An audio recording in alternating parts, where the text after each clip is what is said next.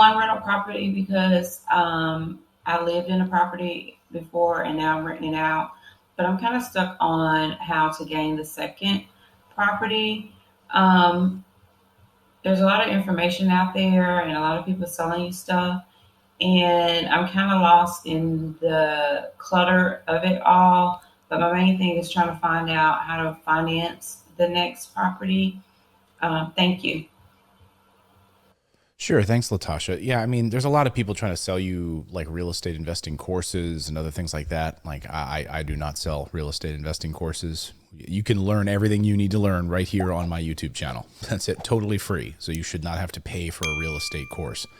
And that's not to say I don't think that there are great mentors out there, and I buy courses all the time for things to learn. But again, I don't think you need to do that. There's plenty of free resources out there, and I think you can walk right through it on my YouTube channel right here from start to finish. So you're living in a property now, and it sounds, and I didn't quite get the full story there. Either you're living in it or you were living in it, and you're looking at moving towards getting your second property. So it sounds like maybe the first one might have been a duplex. I'm just taking a guess there. If you lived in it and you're renting it out also, then chances are you're not shacking up with the person or they're renting a room Airbnb style. So maybe it is a duplex. And if you have moved, great.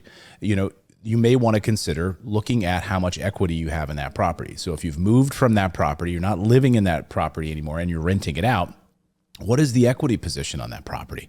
How much equity do you have? Interest rates are at an all-time low, and they are only going to go up probably over the next year. If you paid attention to what the Federal Reserve said earlier this week, they said that inflation is transitory. They believe that inflation numbers will come down about Q2, quarter two, or quarter three of 2022.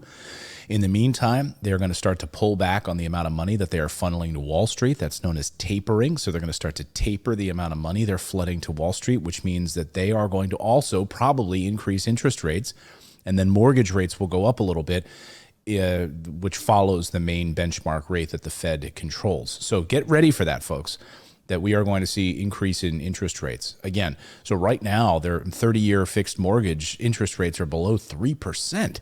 I mean, that is free money, folks. I mean, think about it. If inflation is at 2% and you're getting a bank's a mortgage that's right around the same amount, and real estate appreciates faster than anything else and is a hedge against inflation, that is free money.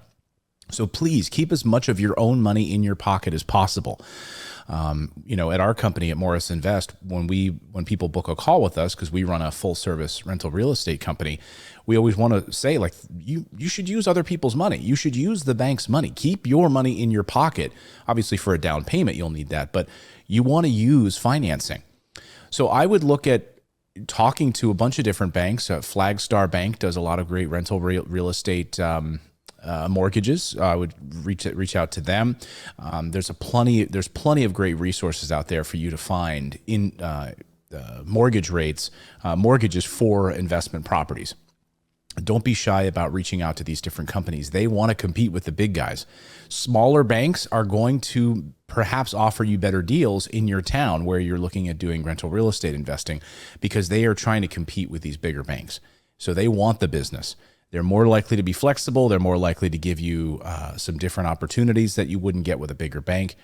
So again, I think just what is your goal? If you've moved out of that property and you are renting it out, find out what the equity position is in that property, and maybe you can do a cash out refinance or take a home equity line of credit on that property. We have other videos and tutorials here on our channel about using home equity lines of credit. Then take that money towards a second rental property as a down payment. Like I said, for one of our properties at Morris Invest, the down payments are going to range from $35,000 for one of our smaller, less expensive properties, to a duplex, which is going to be about a down payment of about $75,000 for a brand new construction duplex. So just to give you a frame of reference, what you would probably need to come to the table with in order to find a great rental property, and then get financing on that second property. Then you get that cash flow rolling in, and then rinse and repeat. As it appreciates, be able to take an equity stake out of that position and take home equity line of credit or cash out refinance and roll it into your third property. using the snowball method. So, so thank you for the question. I wasn't quite sure exactly what the status was of the first property, whether you're living in it, renting it out exactly, but I hope that helps you at least get some guidance on the right path. This is exactly what I've done to start snowballing my properties, is doing exactly what I just told you to do. So thank you for that question. If you have a question that you'd like answered here on the show, just go to our website. Just go to morrisinvest.com, and morrisinvest.com is the website to go to, and click on the leave a voicemail button, and you can leave us a 30-second question here, and I will answer it on the show. Now go out there, take action, everyone, and become a real estate investor. I believe it's the number one way to build wealth, and as I mentioned, to preserve wealth. We'll see you next time.